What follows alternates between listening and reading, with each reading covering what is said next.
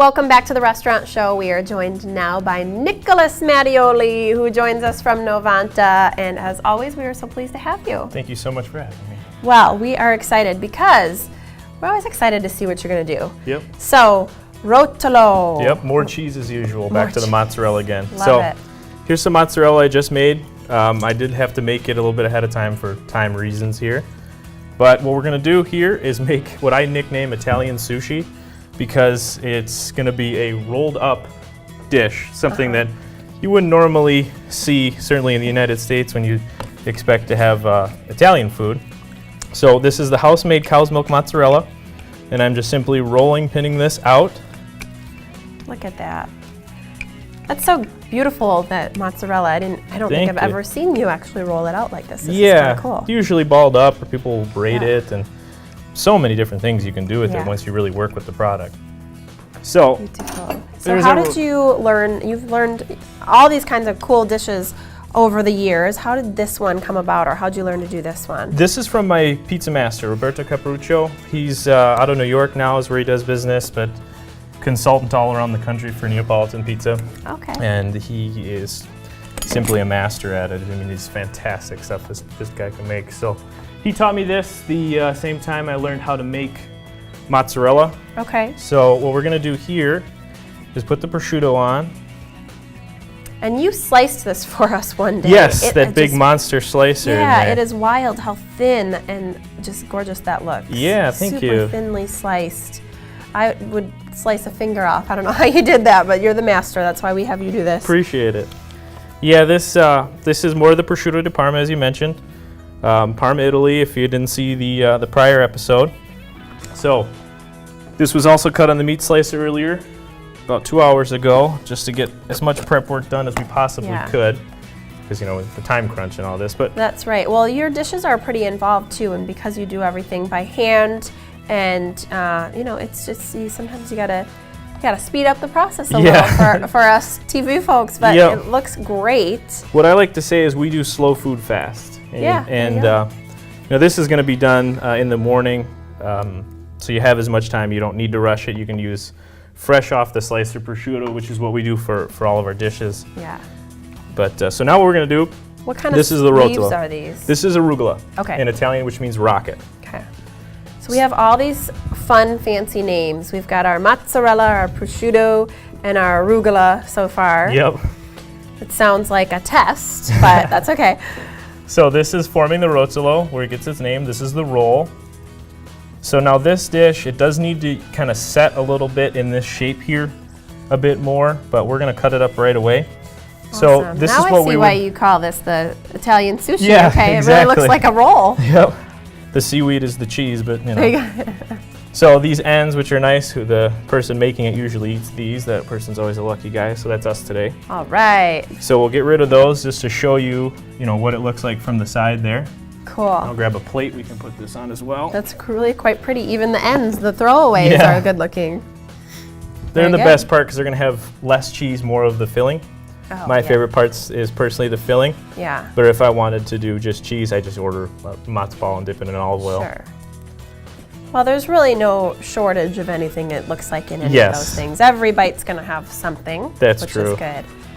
So awesome. Just make sure if you ever do try this at home, make sure this knife is very sharp, or you're going to squish it, which I even have done a little bit because this outside it's still a bit molten, the cheese is. Okay, and now how would you serve this as a meal as you're sort of plating this up? Does it you just have it just like this? It's an appetizer, what we call antipasto. Okay.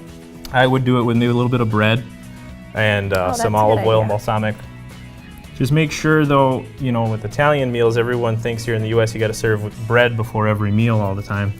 Whereas if you're going to, you know, have pizza later, or you're going to have pasta later, you're just going to carb load yourself. You got to be a little bit careful. If you do bread first, you'll ruin your appetite most likely. Yeah. So that's how we would plate it up. Gorgeous. Now, did you say this is not part of your regular menu? That's correct. This is an item we do as a special. I wanted to bring it on the show so people could start to see what it looks like. Beautiful. Because people hear rotolo, rolled mozzarella, no one really knows just how amazing this dish really is. That's very pretty. And frankly, it tastes better than it looks even, which is, I know it sounds a bit steep to say, but it's the truth. That's awesome. Well, it looks very good. Can I try one? Absolutely, please do. Try Now, one. careful, it might be a bit hot. Okay. But it's better served Just about try. room temperature than cold. Okay. I always recommend against refrigerating your mozzarella when you're going to eat it. You want to consume fresh mozzarella at room temperature always. This is amazing. Isn't that good? The salt level of that cheese is really the most important. And you made perfect amount of space for me for this. See, that's why I did that. I did that for you. Yep, good You're job. welcome. I appreciate that. Oop. So, when can we get this? Did you say, now I'm really paying attention. Yeah. When can I order this? What I would recommend you do is go onto our Facebook, like us on Facebook, and then that way when we do all of our specials, it'll pop up in your newsfeed. You know, we'll do special pizzas, we'll do different sandwiches, different appetizers, and then which conveniently moves us into our next dish is another appetizer that's new, the bruschetta. Great, let's talk about that. So I'm going to move this over so we have some clean workspace here. We're going to get this monster mixing bowl out. So bruschetta is another appetizer. People have millions of different ways of making this. It's often mispronounced as bruschetta, but the fact is it will be pronounced bruschetta. I'm glad you're talking because I'm eating. That's Smells okay. good. You know me, I love to talk. So these are Roma tomatoes. There's about 12 of them in there. I'm not a big, hardcore recipe guy. I kind of just cook with a little bit more feeling to it. Yeah. And I always start with my tomatoes and then add as you go. Okay. So that is one measurement. 12 Roma tomatoes, good decent size tomato for those of you good. at home. We're starting to run out of time, Yep, Nick. So we're let's- going fast. But this is, So there's the onion. This is cool. A little bit of celery. A lot of people aren't big on the Gorgeous. celery. I'm going to tilt that so they can see all the gorgeous colors. Super bright, fresh ingredients as always. as Here's we enjoy. the smashed garlic, not chopped garlic. You want to smash your garlic. This is Pecorino Romano, sheep's milk cheese. Delicious. And what we'll do is we'll re-add once we finish. We'll taste it all Okay. right at the end. So this isn't, for those of you at home, the down-packed way of doing it. Here's the sea salt. Beautiful. And of course, fresh black pepper, which we'll do just a little bit here. And then finally, Ooh, you that want to do... puts a nice little touch to it, certainly. Yeah. So here comes the olive oil and balsamic.